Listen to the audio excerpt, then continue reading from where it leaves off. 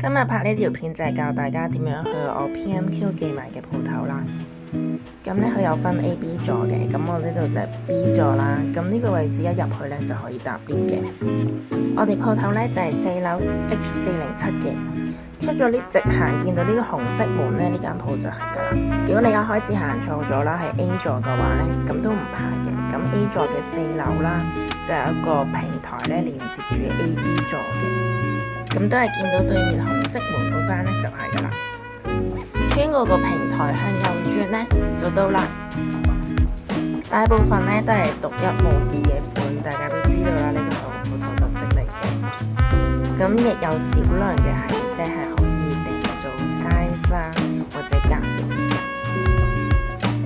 今次呢就分享到呢度啦。咁我就唔係成日喺鋪頭嘅。如果你想我幫你一齊揀夾或者黐上手嘅話，記得預早喺 IG DM 我啦。我哋下次再分享，拜拜。